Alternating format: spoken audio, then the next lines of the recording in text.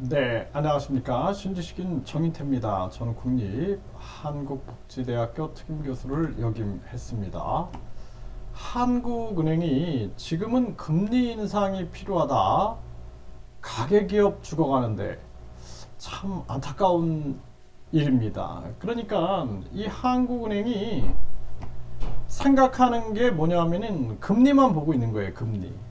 금리하고 물가만 보고 있는데 경제를 전체적으로 봐야 되는데 지금 바라보는 것이 그냥 금리 요것만 보고 있는 겁니다. 금리와 물가. 그러니까 미국하고 똑같이 지금 논리를 펴고 있거든요.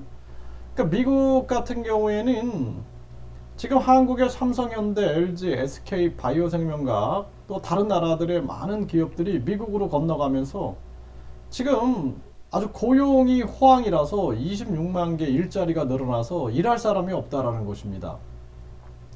그러니까 미국 입장에서는 근로자들이 임금 상승을 요구하고 그렇기 때문에 다시 또 이 임금 상승이 물가를 오르게 만들고 그러니까 또 금리 인상을 한다라는 거예요. 한국은 지금 침체로 들어가 가지고 완전히 지금 가계 기업들이 죽어가고 있는데 계속 금리 인상만 생각하고 있는 것입니다. 그러니까 이거는 제가 봤을 때는 이 사람들이 모를 리가 없어요. 더 잘 알고 있으면서 항상 정치인들이나 이 관료들이 하는 것은 국민들한테 눈 가리고 아웅을 하는 거죠. 눈 가리고 아웅하면서 국민들을 아주 눈과 귀를 막아버리는 그러한 일이 아니냐. 저는 그렇게 보고 있습니다. 지금 이 물가는 공급망을 망가뜨려 나가지고 발생되는 거예요. 지금 우크라이나 러시아 전쟁이 터지면서 식량이라든지 에너지 이러한 문제들 원자재 이런 것들이 공급망이 막힌 겁니다. 이때는 공급망이 막혔을 경우에는 공급망을 다양한 경로를 통해서 뚫을 생각을 해야 되는데 그게 아니라 금리만 계속 올리게 되면은 결국에는 나라 경제가 망하게 되는 거예요. 지금 그 결과로 우리나라 무역도 아주 지금 무너지고 있고 또 많은 기업들 가게가 무너지고 있다는 것입니다. 심각한 문제가 아닐 수가 없어요. 네, 그래서 지금 한국은행이 지금은 금리 인상 필요하다, 물가 안정, 성장 위험 땐 대응하겠다 이런 얘기를 하고 있는데 지금 이 성장은 상상도 못하고 지금 무너지고 있다는 게 무너지고 있다.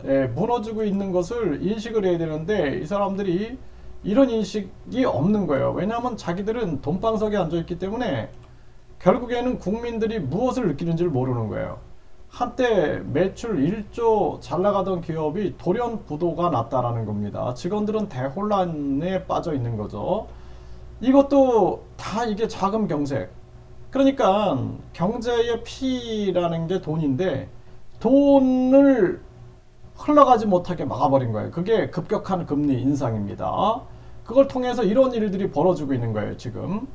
지금 대형 건설사에까지 들이어진 부도 위험, 두산건설 등 이게 지금 대형 건설사도 부도 위험을 느끼고 있다라는 거죠. 창원의 중견 건설사가 부도 났고 대형 건설사도 휘청하고 있다라는 거예요. 업계 줄도산 공포가 나오고 있다. 동원 건설 산업이 22억 원의 어음을 결제 못해서 결국에는 이 대형 건설사인 롯데건설도 유상증자 등을 실시하고 있다라는 거예요. 아파트 입주 전망 지수가 역대 최저를 기록하고 있다라는 것입니다. 네, 이 자금 경색, 레고랜드발이 아니라 금리 인상발이에요. 금리 인상발. 네. 어음 부도율이 높다. 중소기업 부도가 늘어나고 있다라는 것입니다. 이미 더 이상 버티기 힘들다. 건설업계에 줄도산 공포가 일어나고 있는 것입니다. 네, GDP 대비 가계부채가 세계 3위다. 네, 가계부채가 여전히 심각하다라는 거예요. 네, 그래서 지금 이 가계부채가 이렇게 심각한 정황에서 급격한 금리 인상을 하게 되면은 당연히 가계가 무너지죠. 이 대출 금리를 인하하라고 계속 목소리를 내야 된다라는 거예요. 네, 무디스는 한국 내년 경제 성장률이 2% 하향 가계기업 부채가 우려된다라는 거예요. 그래서 지금 가계기업 부채가 아주 심각한 그러한 문제고요. 미분양 벌써 5만 호가 육박돼 있다. 더 쏟아낸다라는 겁니다. 살 사람은 없는데 이게 지금 다 유령이 되는 거예요. 유령. 좀비 기업들이 생기게 되고 이게 지금 이렇게 미분양이 일어나게 되면은 결국에는 이사업체라든지 인테리어 업체, 가전업체 이게 다 혼란을 겪게 되는 것입니다. 이게 심각한 그러한 문제로 가고 있는 정황이고요. 직원 10명, 직장인 10명 중 8명은 고용 불안을 느끼고 있다라는 거예요. 이 고물가 경기 침체가 다 이게 금리 인상 때문에 만들어진 거고, 대기업 직원 5명 중 1명은 현재 구조조정 진행 중이다. 이렇게 얘기를 하고 있는 겁니다. 이제 12월이잖아요. 12월에 많은 사람들이 짐을 싸는 거예요. 금융권 MZ 세대도 짐 싼다. 희망퇴직이 태풍을 불고 있다라는 거예요.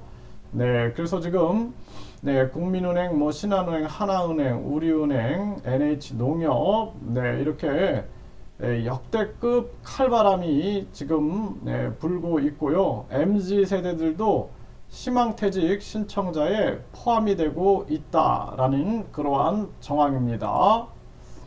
자영업자 피눈물, 소득은 줄고 빚만 늘었다라는 것입니다. 이게 아주 심각한 정황으로 가고 있는 거고요. 소상공인 폐업 코로나 전보다 3배 급증했다. 음식 숙박이 최대다라는 것입니다.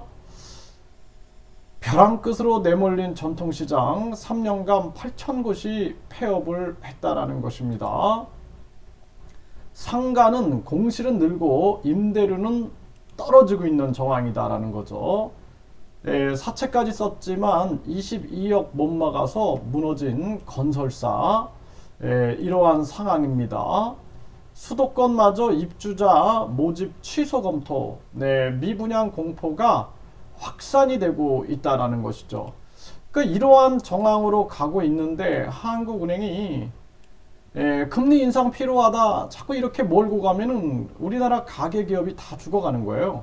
이걸 우리나라 가계기업 무너지면 누가 좋을까요? 누가 좋을까요? 미국이 좋아하겠네요. 미국 그리고 일본, 그리고 중국, 러시아, 또 북한 이런 데가 좋아하겠는데요. 왜냐하면 경쟁 상대가 없어지는 거예요. 경쟁 상대가.